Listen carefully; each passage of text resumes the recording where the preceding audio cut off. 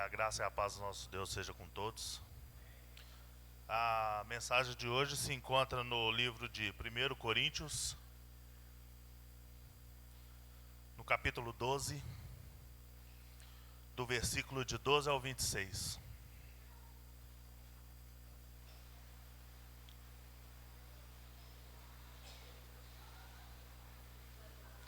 Primeiro Coríntios 12, de 12 ao 26. Ora, como o corpo é somente um, mas tem muitos membros, todos os membros do corpo, embora sejam muitos, são um só corpo. Assim também é Cristo. Pois também todos nós fomos batizados por um só Espírito, para constituir um só corpo, quer judeus, quer gregos, quer escravos, quer livres. A todos nós foi dado beber de um só Espírito. Portanto, o corpo não é feito de um só membro, mas de muitos. Se o pé disser, por que não sou mão, não pertence ao corpo, nem por isso deixa de fazer parte do corpo. Se o ouvido disser, por que não sou olho, não pertence ao corpo, nem por isso deixa de fazer parte do corpo. Se o corpo todo fosse olho, onde estaria a audição? Se o corpo todo fosse ouvido, onde estaria o olfato? De fato, Deus dispôs cada um dos membros no corpo segundo a vontade dele. Se todos fossem um só membro, onde estaria o corpo? Assim, há muitos membros, mas um só corpo. O olho não pode dizer à mão, não preciso de você, nem a cabeça pode dizer aos pés, não preciso de você. Ao contrário, os membros do corpo que parecem mais fracos são indispensáveis.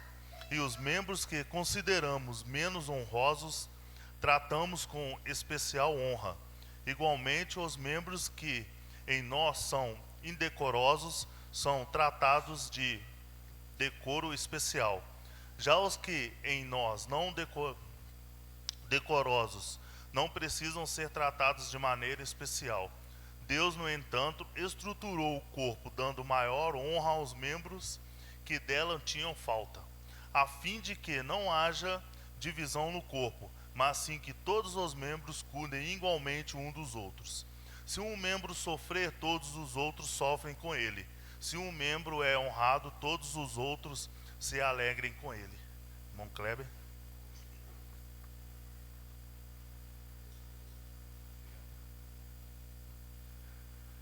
Bom dia, meus irmãos. Eu vou precisar contar com a paciência de vocês, que já são 11h13. E eu não consigo resumir mais o assunto, porque eu trabalhei bastante nesse assunto. Eu achei que eu não ia dar conta de trazer. E aí eu vou pedir a paciência para vocês. Não me abandonem nesse púlpito aqui quando der 11h30, por favor. Hoje nós vamos falar dos desigrejados. O pessoal do meu grupo vai me matar, porque nós tratamos isso o ano todo lá no grupo, né? Mas é bom a gente saber o que está acontecendo ao nosso redor. Nós vamos falar então sobre os desigrejados e buscar entender o que é esse movimento. O que a Bíblia nos ensina sobre isso. Quem já ouviu esse termo, por favor? Umas 10 pessoas talvez. E quem já ouviu e sabe o que significa? Acho que a maioria dos que levantaram a mão. É um termo assim, meio moderno, meio novo, e às vezes foge do nosso entendimento. Então nós vamos procurar descobrir o que significa isso. Os desigrejados nada mais são do que aquelas pessoas que eles caminhavam com a igreja, mas que no percurso da sua caminhada aconteceu alguma coisa e eles resolveram caminhar sozinhos. O que é, né, esse fenômeno? Esse fenômeno ele surge com a interpretação de que toda estrutura religiosa apresenta como instituição desnecessária, que defende que que a fé cristã, ela pode ser exercida desvinculada da comunhão da igreja. Os adeptos, eles são pessoas que dizem que não abandonaram a fé, mas eles aderiram à nova modalidade de crente sem vínculo e sem participação em uma instituição. Eles querem dizer sim para Jesus, mas não à instituição. Esse grupo ele é formado por pessoas que se declaram protestantes, né, ou mais comumente chamados evangélicos.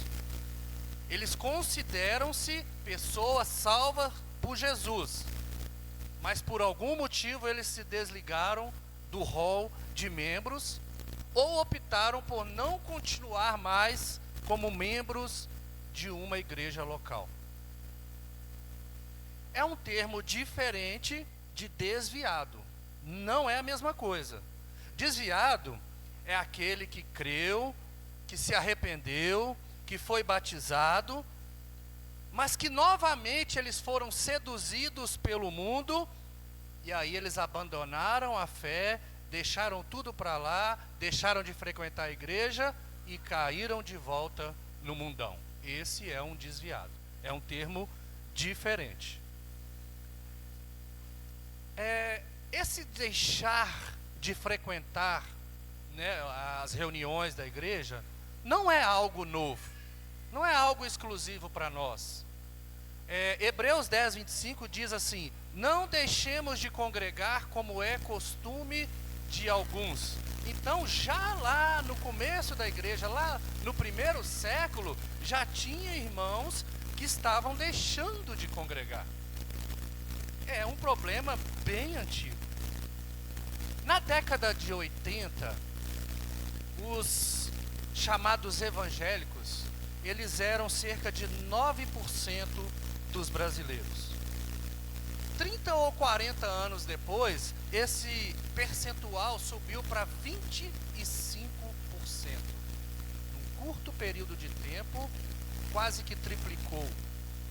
Esse boom, né, que aconteceu nessas últimas décadas, deixou os convertidos super felizes. Fala, nossa, o Brasil está mudando, né? Parecia-se um mover de Deus, um avivamento geral da nação, um grande abrir de olhos, as pessoas finalmente estavam enxergando.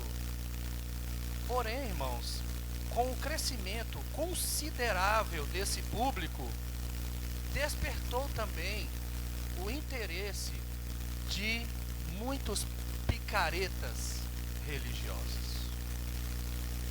E esses camaradas, eles começaram a ganhar espaço. Eles começaram a ganhar adeptos, a seguidores no meio dos crentes. Esses entusiastas da fé, eles começaram a prometer coisas que a própria palavra de Deus nunca prometeu. Prometeram vida de sucesso, de bem-estar, de conforto, de plena saúde. E as pessoas foram nessa vibe e foram seguindo isso. Só que quando as pessoas se depararam com a realidade que no mundo passareis por aflições, elas se decepcionaram. Decepcionaram profundamente. Então se desligaram daquela instituição.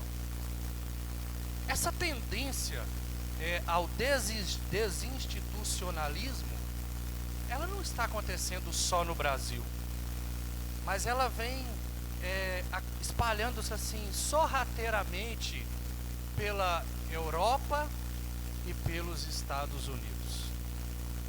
Segundo uma recente pesquisa nos Estados Unidos, lá possuem cerca de 20 milhões de desigrejados. Sabe o que é isso? É o dobro da população de Portugal. Esses 20 milhões representam 13% dos que lá se dizem protestantes. No Brasil, né, segundo o censo do IBGE de 2010, dos protestantes ou evangélicos, né, que à época somava 42,2 milhões de pessoas, 21,8% não possuíam vínculo com nenhuma denominação. É a parte azul desse gráfico. 9,2 milhões são os brasileiros que se declaram evangélicos, mas não tem nenhuma vinculação eclesiástica. É o sem igreja ou sem teto na fé. Isso aí é mais do que toda a população de Israel. É muita gente. 62% dos desigrejados, eles são egressos de denominações neopentecostais, cuja ênfase é a teologia da prosperidade. E isso vai explicar muita coisa. 63% dos entrevistados, eles se declararam, declararam que voltariam a se vincular a uma comunidade desde que não apresentasse os motivos pelos quais os levaram a se afastar da comunhão. Mudem e eu volto. Ou lá não age assim, eu vou para lá, né? 29% afirmam isso, ou melhor, 63, 29 diz que não quer saber mais de igreja. Não quero me vincular a nenhuma igreja mais. Então, irmãos, longe de ser um movimento isolado, né, que só acontece conosco aqui no Brasil, isso aí tem sido uma expressão de uma deserção institucional de grandes proporções, que vai avançando pelo mundo inteiro. É um problema. Quais razões levariam uma pessoa a se tornar um desigrejado? Eu enumerei 2 pontos. O primeiro é trauma, frustração e decepção. Certos membros, eles estavam caminhando bem, até que eles sofreram trauma ou frustração, onde eles foram profundamente decepcionados pela liderança ou por outros membros. E as decepções com a igreja, né, com a denominação, elas podem ser as mais variadas. Como já comecei a citar, promessas de prosperidade, que nunca foram alcançadas. Faça a campanha 7 vezes, não sei o que você vai alcançar prosperidade na sua vida. Desvio de caráter, abuso espiritual, acepção de pessoas por classe social, apropriação ilícita de recursos da igreja, escândalo de líderes, ênfase exagerada nas coletas, dentre outros. Então aqueles membros, eles não puderam tolerar aquelas condutas e os comportamentos e resolveram sair. A segunda razão é o individualismo e a autossuficiência. Certos membros, eles tentaram caminhar entre os irmãos, mas eles se sentiram incomodados com esse convívio de grupo, né? Com essa aproximação que tem uma ovelha da outra, porque eles preferem viver isolado. Eles também não gostam, às vezes, de ser confrontado, de muita intimidade. Eles pensam que podem sobreviver bem sozinhos, que podem assistir cultos de diversas denominações, né, na internet ou na TV, e ler a Bíblia sua lá em casa sem nenhum compromisso, ou ler até outros livros, né, e ouve música gospel e acha que isso tudo basta. Porém, esse individualismo, ele traz consequências graves. No fundo, o que eu estou dizendo é que eu sou autossuficiente, de que eu não preciso de mais ninguém, que eu me basto, que eu sozinho consigo desenvolver a minha salvação. Eu estou dizendo que tudo é para mim mesmo, que tudo está a meu serviço. Provérbios, capítulo 18, versículo 1. O solitário, ele busca o seu próprio interesse e insurge contra a verdadeira sabedoria. A ideia de que eu posso ser um crente online, um crente virtual, que a minha igreja é aquela igreja da mídia, né, que o meu pastor é aquele pastor famosão, né, que fala até de política, isso é bobagem. Porque o cara da mídia, ele não abraça você. O cara da mídia, ele não sabe das suas necessidades. Aquelas necessidades mais íntimas, sabe? Ele não confronta você em particular. Ele não assiste você. Só você que assiste ele. Eu não estou dizendo que as mídias sociais, eles são assim, um mal que precisa ser extinto. Não, não é isso. As mídias sociais, elas são uma bênção. É uma excelente ferramenta, principalmente para quem está impossibilitado de estar congregando. Mas o que eu quero dizer é que não se pode substituir o ambiente da igreja pela sua fria sala de estar.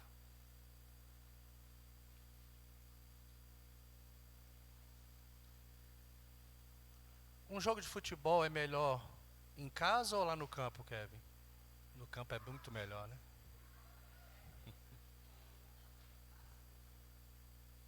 Ambiente de igreja, ambiente de trabalho, ambiente de família promovem ocasiões que podem decepcionar a gente. Um gosta de brincar, o outro já é mais sério. Um é de direita e o outro é de esquerda. Um é cruzeirense e o outro não tem bom gosto.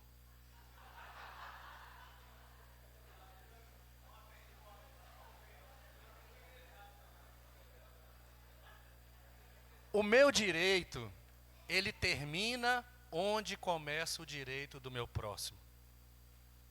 A decepção, ela nada mais é do que uma reação à atitude do meu próximo. Eu não esperava isso do Carlos, então eu vou sair da igreja. As pessoas, elas estão mais intolerantes. Elas não estão querendo lidar com essas frustrações. A pessoa te decepcionou, você joga ela para um canto, você cancela essa pessoa e acha que isso tudo está resolvido. Todo aquele que procura uma reunião da igreja, ele busca encontrar um ambiente para viver suas virtudes e também as suas fraquezas. As pessoas buscam tratamento, as pessoas buscam ajudar também. Nesse percurso, as pessoas vão se envolver em frustrações e em decepções, porque todo lugar que tem gente está sujeito a ter problema. Certa vez, eu estava aqui terminou o culto, eu fui cuidar de algumas coisas, eu fechei a salinha da ceia, fechei o escritório tal, e fui embora. Quando deu 7 horas da noite, o irmão me ligou e falou assim: Kleber, cadê a chave da salinha da ceia? Eu falei: não sei, está no local tradicional, Não, não está. Eu falei: como não? Não está? Não. Aí corri lá no guarda-roupa e a chave estava no bolso da minha calça. Que deslize. Corri, peguei a moto e vim trazer a chave aqui. Quando eu cheguei, o culto já estava acontecendo, sem microfone, sem nada, culpa minha. E eu fiquei com uma vergonha danada, e o irmão virou e falou assim: ô Kleber, isso é assim mesmo. Isso é bom para a gente saber que a gente também erra. Não é só o outro que erra, a gente também erra. Alguém disse que a igreja, ela é como a arca de Noé. Se não fosse a tempestade lá fora, ninguém suportaria o cheiro aqui dentro. Sabe o que é isso? É uma realidade nua e crua, que a igreja não é lugar de gente perfeita. Que nós somos humanos, que nós temos problemas, que nós precisamos conviver com os nossos erros e também com os erros do nosso irmão. Efésios capítulo 4, versículo 14 a 16. O propósito é que não sejamos mais como crianças, levados de um lado para outro pelas ondas, nem jogados para cá e para lá por todo vento de doutrina, e pela astúcia e esperteza de homens que induzem ao erro. Antes, seguindo a verdade em amor, cresçamos em tudo naquele que é a cabeça, Cristo. Dele todo o corpo ajustado e unido pelo auxílio de todas as juntas, cresce e edifica-se a si mesmo em amor, na medida em que cada parte realiza a sua função. Algumas denominações, elas tentam combinar os elementos do culto com alguns princípios provindos de outras religiões. E às vezes sem saber até pagãs. Eles empregam métodos e estratégias para atrair milhares de fiéis. Eles empregam, ou melhor, ostentam cultos que são planejados com o propósito de ser mais divertidos do que reverentes. Novos métodos têm sido empregados. Dramatização. Quem já viu teatro na igreja? Eu não tenho nada contra ser depois das crianças, nada disso. É durante o culto de adoração. Dança, comédia, variedades, cantores ou pregadores famosos, vídeos motivacionais e outras formas de entretenimento. Esses métodos, eles atraem grandes multidões. E sabe qual que é a resposta que eles têm? Que aquela denominação ela teve sucesso, porque atraiu muita gente, e isso é bom. Esse fenômeno é conhecido como secularização da igreja, cada vez mais parecido com o mundo. Nesses shows, o homem não encontra Deus, apenas as suas realizações. Romanos 12, 3, a primeira parte do versículo 6 diz assim: porque pela graça que me foi dada, digo a cada um dentre vós que não pense de si mesmo, além do que convém.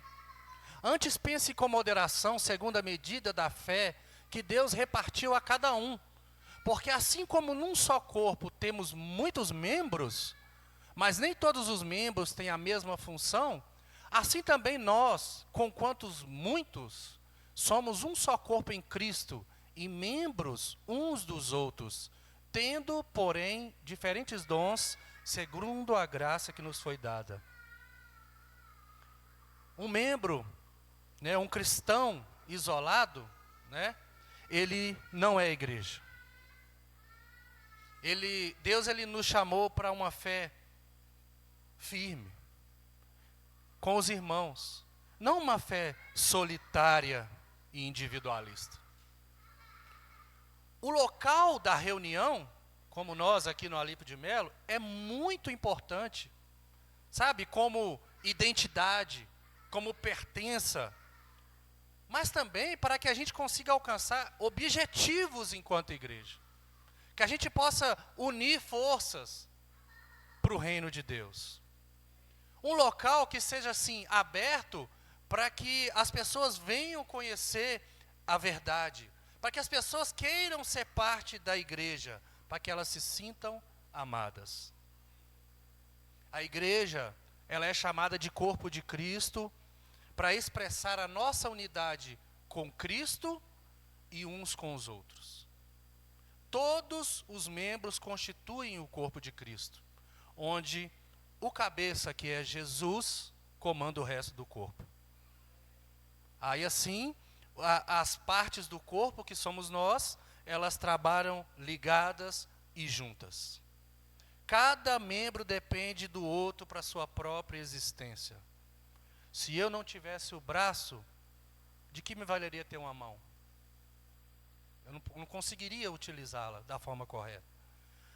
Cada membro depende dos outros para a sua própria existência. Ser igreja é aceitar os outros com seus defeitos, superando e entendendo as diferenças, recusando a hipótese, sequer a hipótese de abandono por causa de conflitos que inevitavelmente ocorrerão. Problemas existem na igreja desde o primeiro século. Tinha adultério? Tinha. Né? Tinha um rapaz que ficava com a mulher do seu pai. Tinha mentira? Tinha. Ananias e Safira foi um exemplo para nós. Tinha conflitos? Claro que tinha. Tinha irmão que não se dava um com o outro. Tinha partidarismo. Tinha falsos obreiros. A gente continua convivendo com isso na atualidade, infelizmente. Mas os inúmeros problemas que a igreja carrega não podem me desviar do caminho da salvação. Muitos dos desigrejados, eles sequer leram a Bíblia toda. Sabe, nem que seja de curiosidade para aprofundar na história de Israel, na história da igreja, né? Para aprender com os exemplos daqueles que erraram, aqueles que acertaram. E aí eles se alimentam de fragmentos isolados da Bíblia. Um que eles usam muito é onde estiver 2 ou 3 reunidos, ali eu estarei. Se tiver 2 ou 3, Jesus estará com eles? Sim! Claro que vai estar, mas isso não substitui a sua comunhão com os santos aqui no domingo. Eles se deixaram levar por ensinamentos de falsos profetas, de falsos mestres, de livros que não são inspirados por Deus. E aí a pessoa não desenvolveu os seus dons, os seus talentos, não criaram raiz entre os irmãos. E aí ele vai e se decepciona com o irmão por qualquer coisa. Ou mais ainda, às vezes a pessoa cai num pecado porque está fragilizado, porque não está vigilante. E aí, em vez de se arrepender, ele cria remorso. E aí a vergonha o faz se desligar do corpo. O pior cego é aquele que não quer enxergar. Estou quase acabando.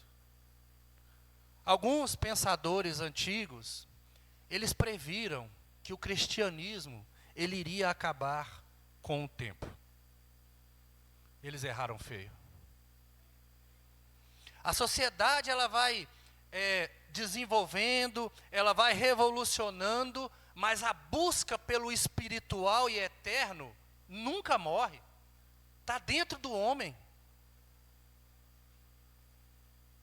Uma variedade de desafios ela vem acompanhando a igreja desde o primeiro século. Os primeiros cristãos, eles sofreram perseguições. Os primeiros judeus que ali convertiram ainda tinham muita dúvida, e eles tentavam obrigar os seus outros irmãos a obedecerem de novo às leis de Moisés. Veio a supressão do paganismo, que é só você estudar a história. Veio os regimes comunistas. Veio os movimentos culturais que eram contrários à palavra de Deus. E ainda as ideologias que sempre teimam em querer substituir Deus pela ciência. Mesmo assim, o Evangelho continua avançando. Ele vai rompendo esse mundo. E Jesus vai transformando vidas. Sabe por quê? Porque há algo de eterno na igreja. O que há de eterno na igreja? Jesus disse: as portas do inferno não prevalecerão contra a igreja. Pode perseguir, mas ela continuará de pé.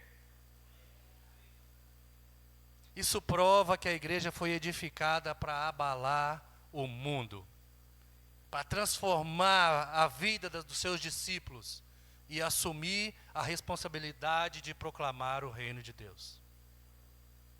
O movimento dos desigrejados, eles tentam reduzir o cristianismo a uma dimensão exclusivamente espiritual, sem prédios, sem organização, sem liderança, sem encorajamento, sem exortação proveniente da comunhão na Irmandade. O reino de Deus, ele é espiritual. Mas a igreja, ela não existe só no campo espiritual. Eu vejo você, você é a igreja.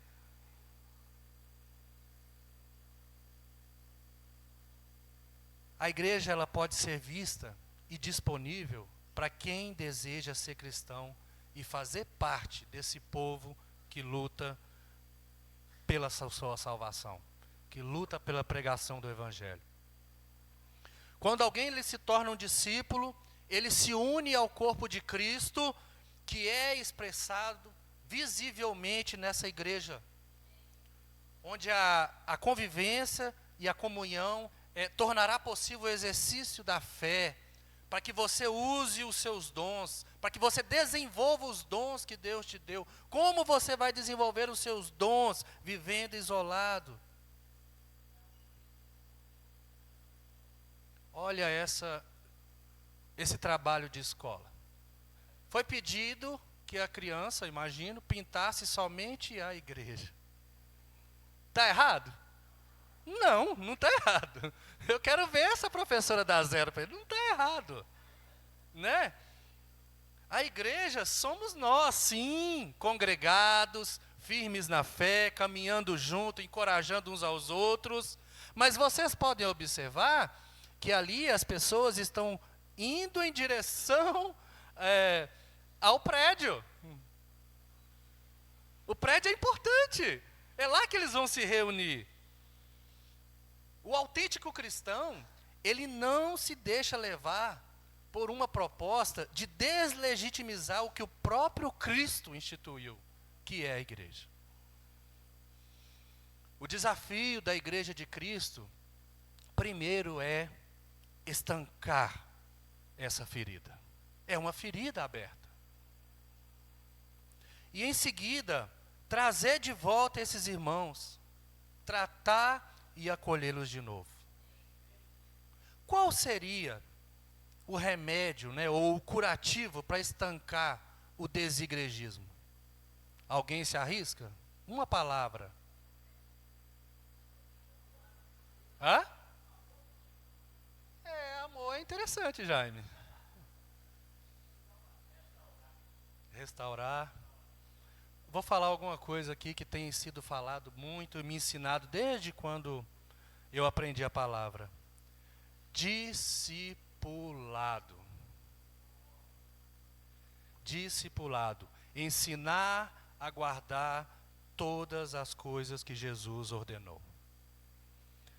A falta de um discipulado, a falta de promover crescimento dos novos convertidos, acaba por gerar crentes sem raiz. Já plantou feijão no algodão? Eu confesso a vocês que eu preciso me dedicar muito mais ao discipulado, Eu tenho dificuldade em acompanhar individualmente aquele novo convertido. Eu preciso melhorar nisso. E eu creio que cada um de nós precisa melhorar um pouco nisso aí. Às vezes a gente consegue trazer uma pessoa para Cristo, mas não sabe cuidar. Nós devemos olhar com atenção essa triste realidade que nos cerca, que está tirando as pessoas do caminho da verdade. Procurar olhar com mais amor, buscar e resgatar aqueles que estão se afastando pouco a pouco, sorrateiramente. Nós precisamos aprender e ensinar mais Bíblia para as pessoas e cuidar delas até o fim. É isso. Pedir para vocês ficarem de pé, nós vamos orar ao Senhor.